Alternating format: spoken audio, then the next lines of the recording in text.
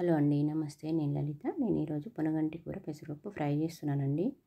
ఇది మా గార్డెన్లోనే వెళ్ళిందండి.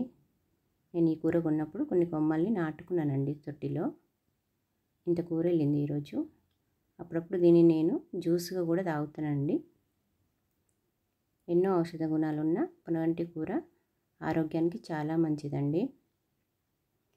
అన్ని ఆకుకూరలను మనం ఆహారంలో రెగ్యులర్గా తీసుకుంటే మన ఆరోగ్యానికి చాలా మంచిదండి.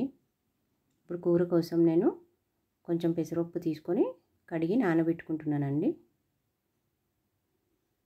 ఒక 10 నిమిషాలు పెసరపప్పు నానబెట్టేసుకుంటే చక్కగా ఫ్రై అవుతుందండి.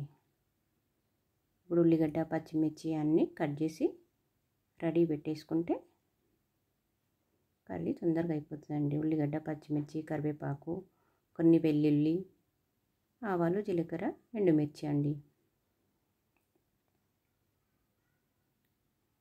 ఇప్పుడు ఆకుకూరను 2-3 సార్లు శుభ్రంగా కడిగి ఒక బౌల్లోకి అంతా ఒలిచి పెట్టుకోవాలండి. ఇప్పుడు స్టవ్ పై కడాయి పెట్టేసి అందులో నూనె పోసుకొని నూనె వేడైనాక ఆవాలు, జీలకర్ర, ఎండుమిర్చి కూడా వేసి అవి కొంచెం చిటపటలాడినాక సన్నగా తరిగిన ఉల్లిపాయలను కూడా అందులో వేసి, ఫ్రైలకు ఎప్పుడు కొంచెం ఉల్లిపాయ ఎక్కువనే వాడాలండి. కొంచెమే చేస్తున్నా కాబట్టి ఒకటే ఉల్లిగడ్డ వేసా. కొంచెం కరివేపాకు, మనం వెల్లుల్లి అన్నీ వేసి కాసేపు మూత పెడితే అవన్నీ చక్కగా ఫ్రై అవుతాయండి.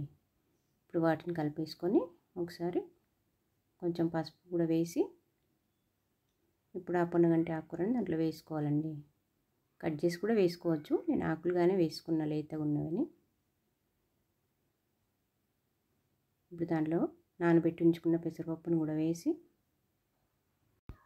కొంచెం సాల్ట్ కూడా వేసుకొని స్కిప్ అయినట్టుందండి ఫ్రై చేసుకోవాలంతా.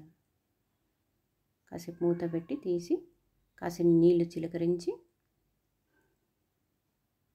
ఒకసారి మళ్ళీ మూత పెట్టాలండి. కూర రెడీ అయిపోయిందండి. ఇలా ఫ్రై అయితే సరిపోద్దండి. పప్పులు కొంచెం ఉడికితే సరిపోద్ది, మరీ మెత్తగా అవ్వద్దు. ఇప్పుడు వేడి వేడి అన్నంలో తింటా ఉంటే చాలా బాగుంటుంది. ఈ ఆకుకూరను తినడం వలన కంటి చూపు కానీ జీర్ణశక్తి కానీ మెరుగ్గా ఉంటాయండి. పొనగంటి మొక్కల్ని కొమ్మలతో ఈజీగా పెంచుకోవచ్చండి. మీరు కూడా ట్రై చేయండి. నమస్తే అండి. Thank you.